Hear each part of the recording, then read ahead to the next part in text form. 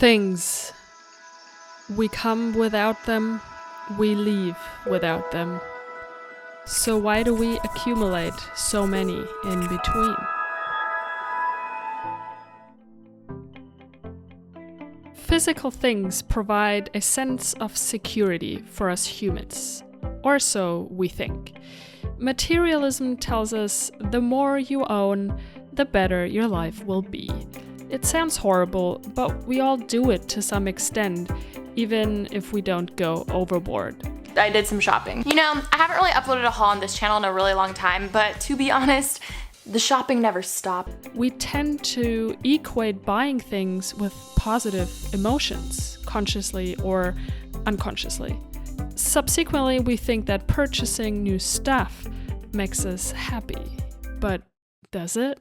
So the big question is, why stop buying things? Why become a minimalist in the first place? And as much as minimalism is not really just about things are just one aspect of a minimalist lifestyle. Things are one of the first things that people get rid of as when they embrace a minimalist life. The truth of the matter is things don't make us happy. And the guiding question for me as a minimalist is always, does this add value to my life? And when it comes to physical things, the answer a lot of times, most of the time, is no. Not owning much gives me so much freedom. In my mind, yes, the clutter outside is representative of the clutter inside, but also in my life. I can pack up all of my stuff and move anywhere else around the world within 30 minutes. And to me, that's beautiful freedom. It kind of really makes you more conscious as to how we're programmed by media, by the society. And I personally like to be very intentional with everything that I let into my life, take up space, take up time, take up my energy. Now, what are the 12 things that I stopped buying? Here they are. I stopped buying low quality, fast fashion clothing. Usually when you go to H&M or Zara, any of those brands and chains, you know, you can get all the clothing really cheap and that's their thing, but a lot of times they're not very high quality, they don't last very long, and so I personally prefer to buy clothing that is higher quality, that suits me really well and that lasts. I stopped buying gifts.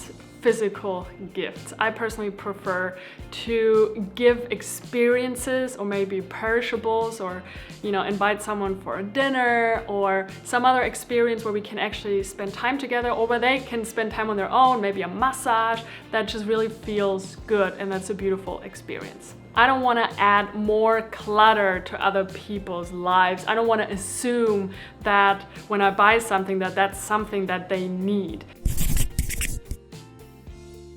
I don't buy extra tech gear, things that look really shiny, the shiny object syndrome. You have gas. Gear acquisition syndrome. I'm obsessed with buying gear. Oh, and I need this lens and I need this gadget. I don't do that anymore. It's actually one of the hardest things for me because I love tech and camera gear, but I don't want to fall for the shiny object syndrome. And just because everybody else is talking about the latest camera on YouTube doesn't mean that I have to go out and buy the thing. I can feel that urge sometimes still, but then very quickly I'm like, no, Conni, you don't need that. I can make amazing videos with the equipment that I have. When I do invest in new gear, I do it very intentionally and I think about it a lot and I do a lot of research. I don't buy physical books anymore, at least 99% of the time. If I can get it in digital format, i.e. on my Kindle or on Audible, I do like also listening to audiobooks, then I always go for that option. Knowing that there's 100 books on there, I think a whole library is amazing. I personally don't have that urge to have a library full of physical books, which it looks beautiful and amazing, but to me personally, it's clutter. I don't buy body lotion anymore. In fact, I don't buy a lot of toiletries anymore that I used to buy. My toiletry bag is very small, very minimalist. But body lotion is something that usually takes up a lot of space, and I instead like to buy coconut oil because it's multi-purpose. I can use coconut oil as body lotion, but also for oil pulling, which is a really cool daily ritual, and also in the kitchen, in my salad, so coconut oil for the win. I used to buy a lot of jewelry, and because I travel so much, there's always new places with all sorts of beautiful jewelry, but I stopped buying that a long time ago actually. I wear a necklace that I've had for several years. I got this one in Mexico.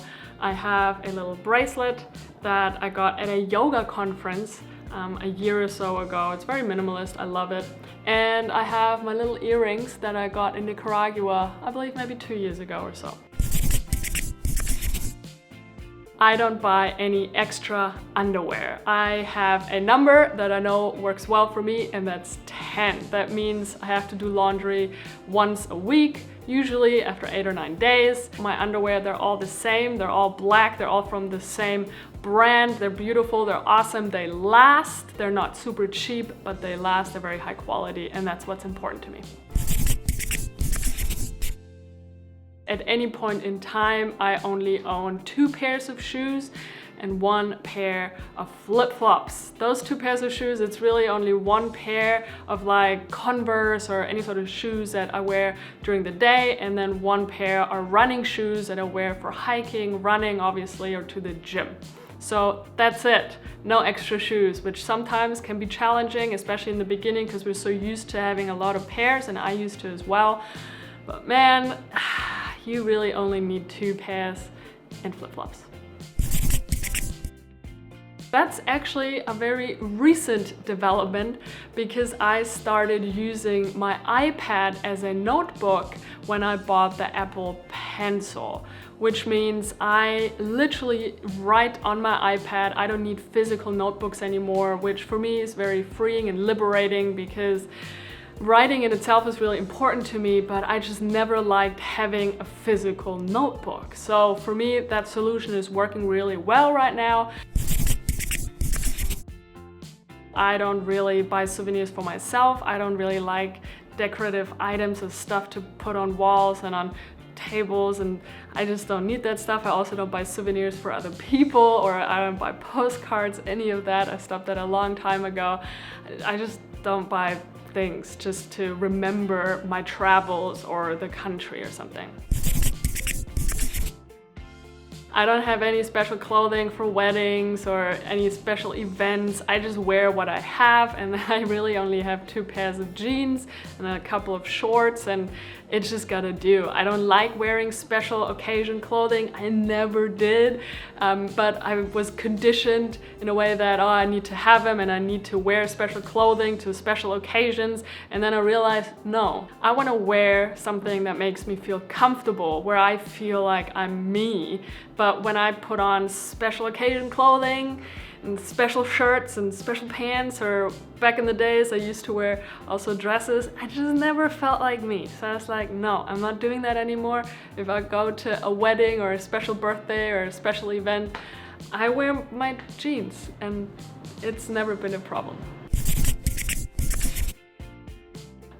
That's a big one, because you know how you meet a lot of travelers and they run around with huge backpacks, and then when you look at all the stuff that they have, a lot of the items is just in case.